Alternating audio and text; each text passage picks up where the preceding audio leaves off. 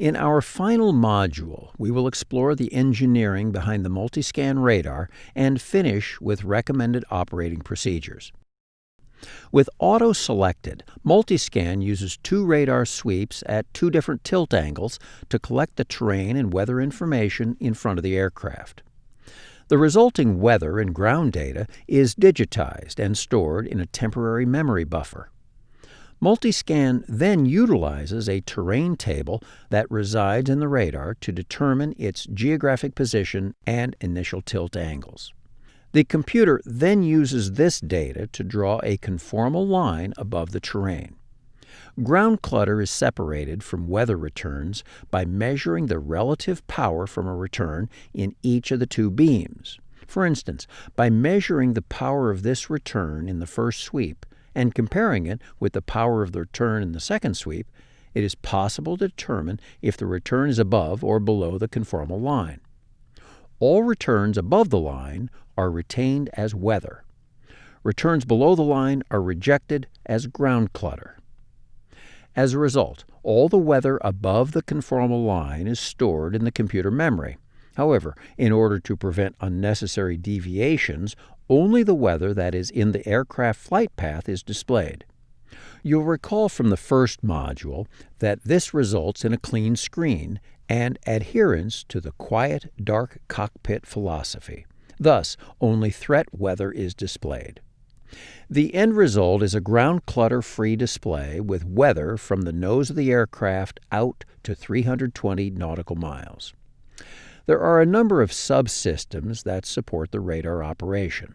SmartScan ensures rapid updates of the weather in turns, even though multiple scans are being used. The radar accomplishes this by performing a sector scan in the direction of the turn. Weather on the back side of the display is pasted in from computer memory.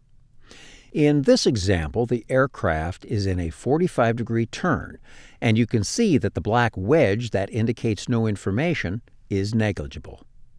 True Zero compensates for aircraft-induced tilt errors that are invisible to the radar.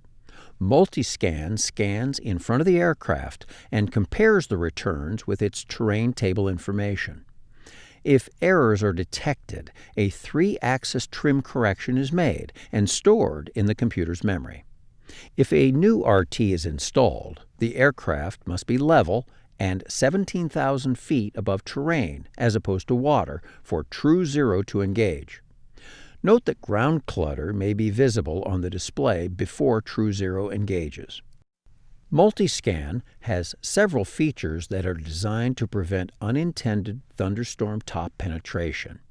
One such feature that was described in detail in Module 1 is automatic temperature-based gain. You can review the details in Module 1.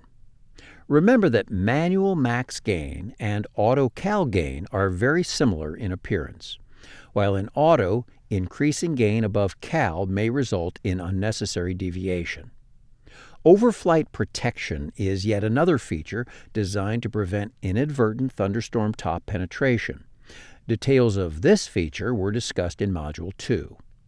Finally, in Module 3, we looked at the difference in thunderstorm characteristics in different parts of the world and how the geographic correlation enables the radar to determine the inferred threat and predict cell heights. So, recommended operating techniques.